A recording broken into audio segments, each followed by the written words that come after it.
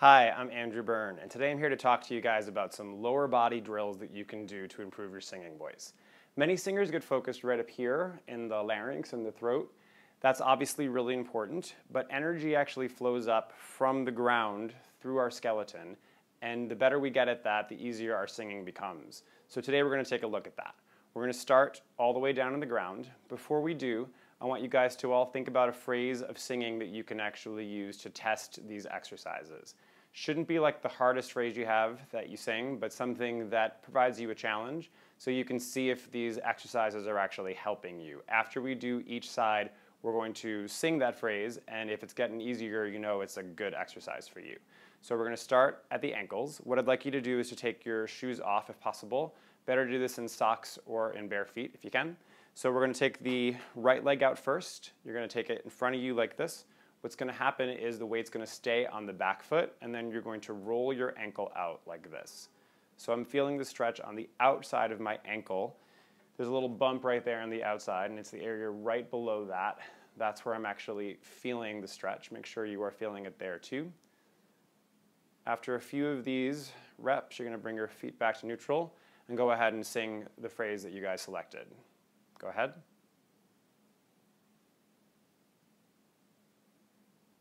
Great, and let's try our left leg.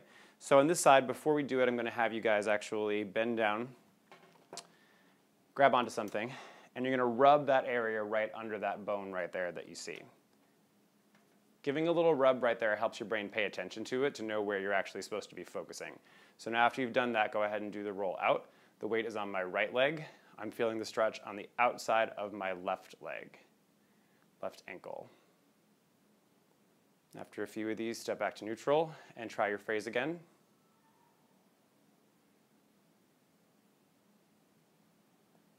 Cool, now we're moving to the knees. So we're going to start by locking our knees back and bringing our feet into hips width apart. It's right where I am right now. It's narrower than you probably think it is, and your toes are going to point straight forward, so no turn out, toes pointed directly towards the front of the room. Starting again in a lock, we're going to draw a circle with our knees starting to our left. It looks like this. We're coming back through that locked position every time, drawing a circle. As I do this, my hips are not turning. There's none of that. It's my hips pointed forward. Go the other way. I'm feeling this in my feet and ankles, but my knees are actually driving the movement. You may want to look in a mirror to make sure your knees are moving at relatively the same time. Sometimes we'll get stuff like this where they're not moving together. We want them to move in parallel as much as possible. And go ahead and try your phrase again. See how it's feeling.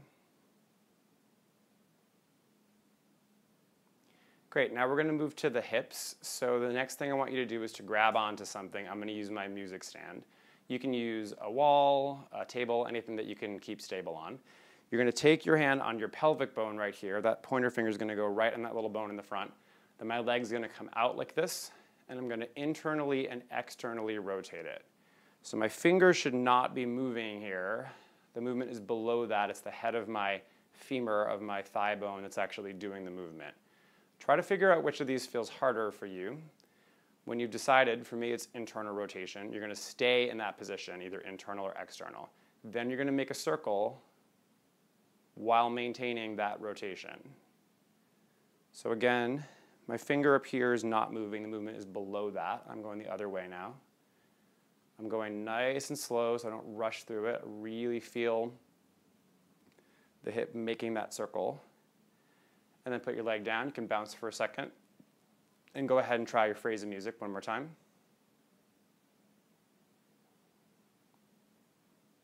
Great. Switching sides, we're going to try now the right leg. So the finger's going to go again on that bone right there. Leg is going to come out. You're going to, again, internally and externally rotate. It may be different on this side. Often it is different side to side. See which of these feels stickier for you. Once you've decided, stay there. I'm going to stay in internal rotation. And then you're going to make your circle again. If external was harder for you, it would look like this.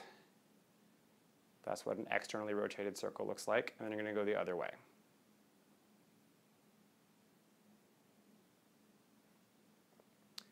After a few of these, you're going to step back to neutral. Go ahead and bounce again and sing your phrase one more time.